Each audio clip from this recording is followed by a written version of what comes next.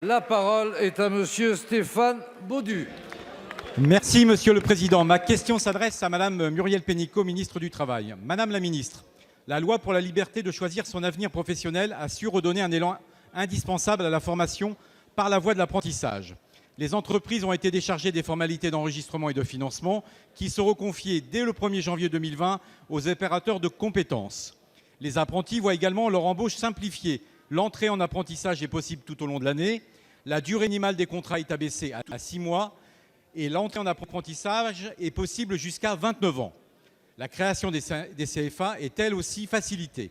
L'ensemble de ces mesures renforce l'engouement pour l'apprentissage, comme en atteste l'augmentation significative du nombre de contrats sur la période 2018-2019, plus 7,7% par rapport à la période précédente.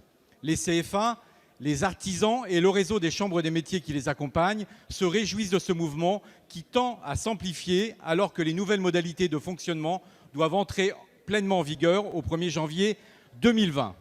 Toutefois, nous entrons dans la délicate période de transition qui semble soulever quelques interrogations.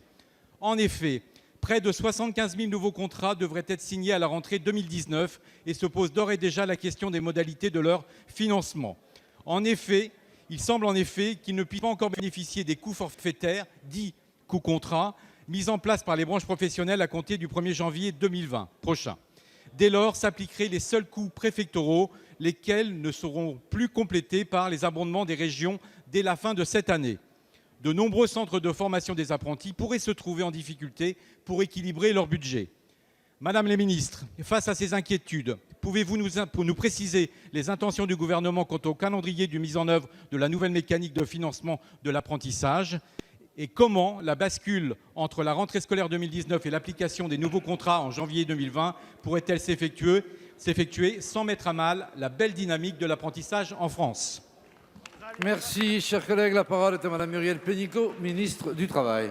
Monsieur le Président, Mesdames et Messieurs les députés, Monsieur le député Stéphane Baudu, d'abord merci d'avoir souligné qu'effectivement la loi pour la liberté de choisir son avenir professionnel a libéré de nombreux freins et qu'on constate aujourd'hui une très belle dynamique de l'apprentissage, plus 7,7% d'apprentis l'année dernière, une dynamique encore plus forte depuis le début d'année.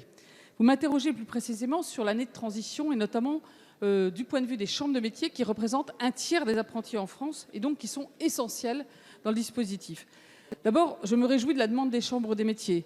J'y vois un bel hommage puisqu'elles demandent aujourd'hui qu'on accélère la mise en œuvre de la réforme. Après, comme tous ceux en période de transition, avoir eu quelques craintes, aujourd'hui, ils souhaiteraient qu'on puisse appliquer au 1er septembre ce que la loi a prévu au 1er janvier de l'année prochaine. C'est assez rare que des acteurs en pleine transformation demandent une accélération de réforme pour ne pas le souligner. Ça montre qu'ils ont compris que le système serait plus simple, plus rapide, plus avantageux et je m'en réjouis. Alors, ceci dit, quel est le sujet ?